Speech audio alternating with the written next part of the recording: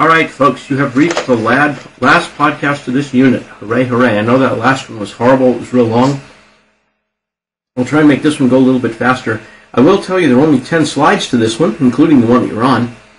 So it's not terribly long, but there's a lot of math. So make sure you've got your calculators and you've got your pencil because you're going to be doing a lot of work here. Alright, remember you've got 3 conversion factors you have to memorize. The first one is that 1 mole is the same as 22.4 liters of any gas at standard temperature and pressure. The second is that 1 mole is 6.02 times 10 to the 23rd things. The things might be atoms, they might be molecules, they might be formula units. Doesn't matter, you're still dealing with 6.02 times 10 to the 23rd things. And the third one you need is 1 mole is equal to some number of grams. And you have to know how to be able to calculate the molar mass of a substance. Alright, now we also came up with this conversion chart. Alright, now the difference of what we're going to be doing in this podcast is in every case, in the last podcast we were always going either to moles or from moles. What happens if we don't want to go to moles? What happens if we want to go directly from volume to molecules? Well, the problem is we don't know how to get there. So we have to stop partway.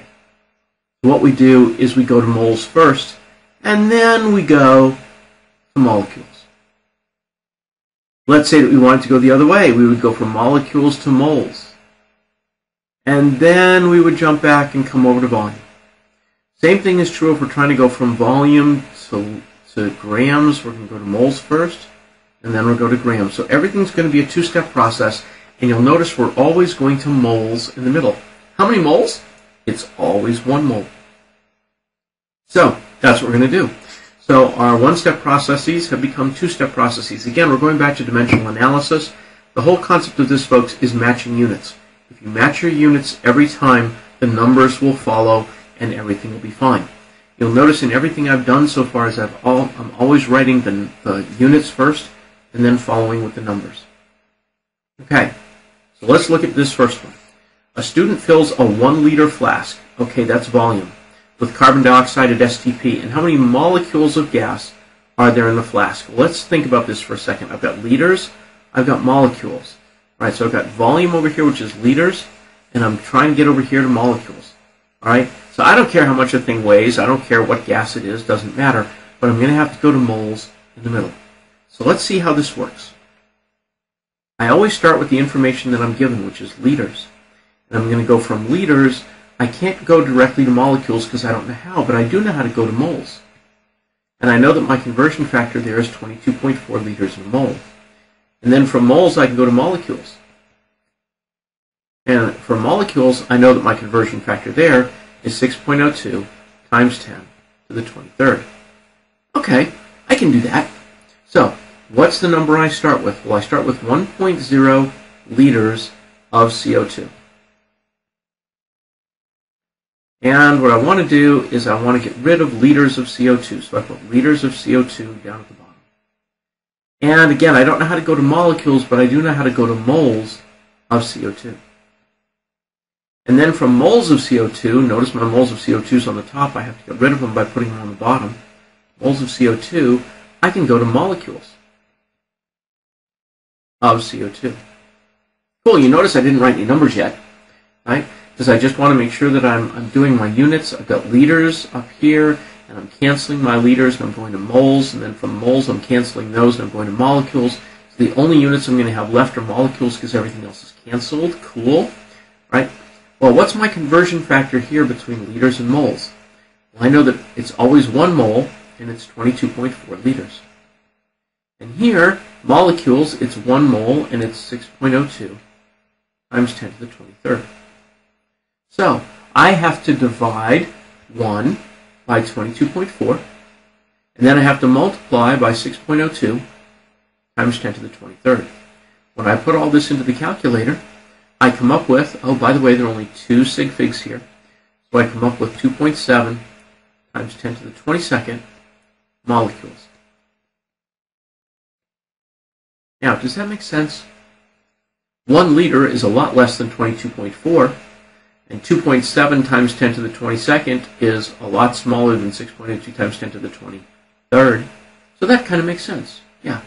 So there's my answer, and I feel pretty good about that one. How about this? How many grams of C2H6, that happens to be ethane, are in, that would be C2H8, this is ethene, are in 6.10 times 10 to the 24th molecules of C2H6? All right, well, I got to figure that out. Actually, ethane, I was right. All right, so I have grams. Oh, grams, darn it. With grams, I have to go figure out how much C2H6 weighs. All right, so let's pause this for a minute and go figure out how much C2H6 weighs. Can you do that on your own? Go ahead and pause the video, see if you can do that. All right, well, I've got two carbons. Carbon's 12.011, but I've got two of them. And my hydrogens are 1.0079, but there's 6 of them. And when I add these all together, multiply and add them together, I'm only going to be allowed 3 digits after my decimal point. My answer here is going to be 30.069 grams of C2H6 in 1 mole of C2H6. So here's one of my conversion factors that I'm going to be using. I don't know whether it's going to be this way or upside down, but I know I'm going to be using that conversion factor. And my other conversion factor is the 6.02 times 10 to the 23rd molecules. All right, so let's go and figure this out. I'm trying to figure out grams. I'm given molecules. So if I'm given molecules, I can go to moles. And then from moles, I can go to grams. So let's work it out. I start with 6.10 times 10 to the 24th molecules. Well, gee, let's look at that for just a second and do some estimation before I go too far. 6.10 times 10 to the 24th is about 10 times 6.02 times 10 to the 23rd. So that's about 10 moles. All right? So my answer should be about 10 times 30, which should be about in the ballpark of, I'm doing grams. Right? Yeah, so I'm going to grams. So it should be about 10 times that number. All right. I'm going for molecules, which is of C2H6. I'm going to moles of C2H6. And I'm trying to figure out grams, so I have to go from moles of C2H6 to grams of C2H6. And grams are 30.069 grams in 1 mole. I've already figured that out. And I know that there is, for every mole of C2H6, there are 6.02 times 10 to the 23rd molecules of C2H6. Be careful when you put this in your calculator, and if you do it right, you will come up with 305 grams of C2H6. All right. Let's go on to liters. I've got liters. I look at my units. I've got liters and I've got grams. So I've got to figure out grams of O2. So O2 is 15.999 times 2, which is 31.998 grams of O2 in 1 mole of O2. Again, I may have to turn this upside down, but that's my conversion factor for grams to moles of O2. And since I'm talking about liters, I know that that's the 22.4 liters is equal to 1 mole. All right, so I'm starting with grams, so I always start with the information I'm given, 87.4 grams of O2. So hold on, let's look at this for a second. 87.4 is between 2 and 3 times a mole, so I've got about 2 or 3 moles, so my answer should be about 2 to 3 of this, so probably in the ballpark of, 50 or 60. I don't know, somewhere in that range. All right, let's see what happens. I start with 87.4 grams of oxygen. I am getting rid of grams of oxygen, which is 31.998 grams of oxygen in 1 mole of oxygen. I've got rid of grams and I've gone to moles, but I don't want moles. I want to get rid of moles of O2 and go to liters of O2, and there are 22.4 liters in 1 mole. So I cancel all my moles. The only thing I'm left with is liters of O2, which is what I expect. And I take the 87, divide by 32, multiply by 22.4, and I get 61.2 liters of O2, which is kind of in the ballpark of what we expected. All right, we got a few more. Let's try this one.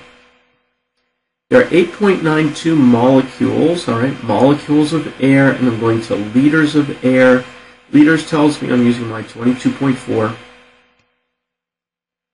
conversion factor, and molecules I'm using 6.02 times 10 to the 23rd.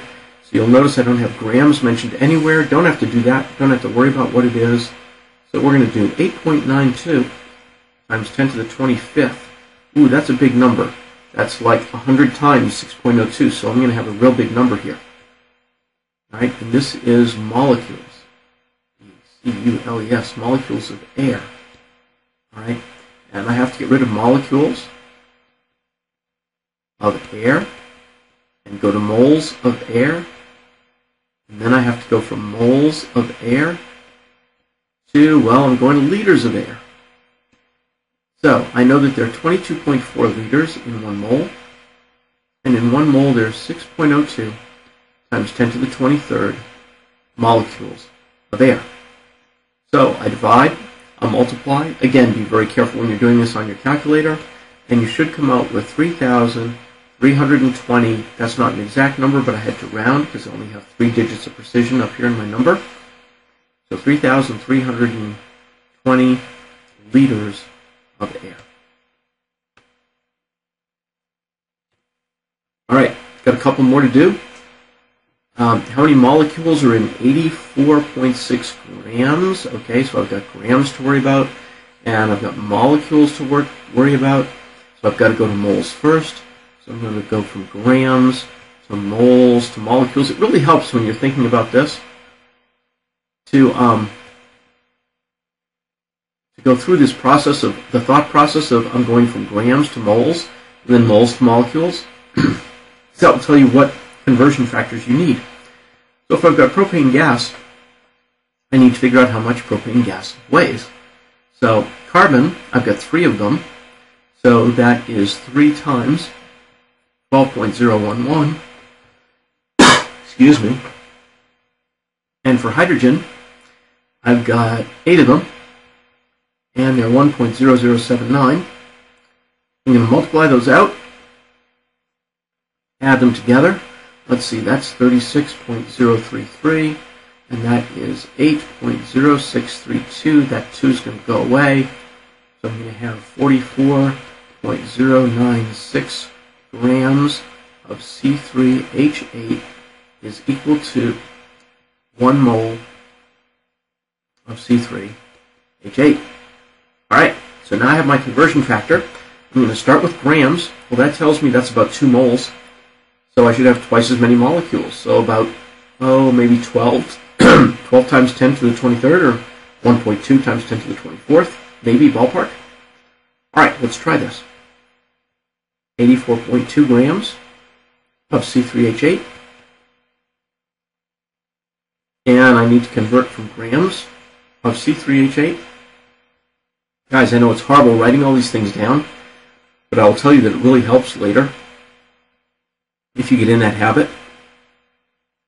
And I don't want moles of C3H8 either. I want molecules of C3H8. And my moles are 1, and my grams are 44.096 grams in 1 mole.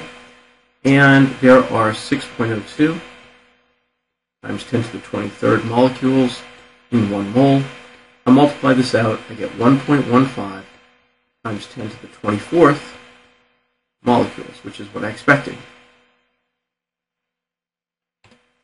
All right, this is the last one. How many grams, grams again, how many grams are represented by 75.2 liters? All right, well, let's look at liters. That means I have to go from liters, I have to go to moles, and from that I have to go to grams, and I have to look up argon on the periodic table. So when I look up argon on the periodic table, that's pretty simple. I can figure out that that's 39.948 grams in 1 mole. Right, so that conversion factor was a lot simpler than everything we've done before. So let's try this. 75.2 liters of argon. Come on, you can do this. Thank you. 75.2 liters of argon, and I have to get rid of liters of argon and go to moles of argon. And from moles of argon, I have to go to molecules. Molecules? Grams, sorry. Grams of argon is what I'm trying to get to. And there are 22.4 liters in 1 mole. And for every mole, there are, let's see, 39.948 grams.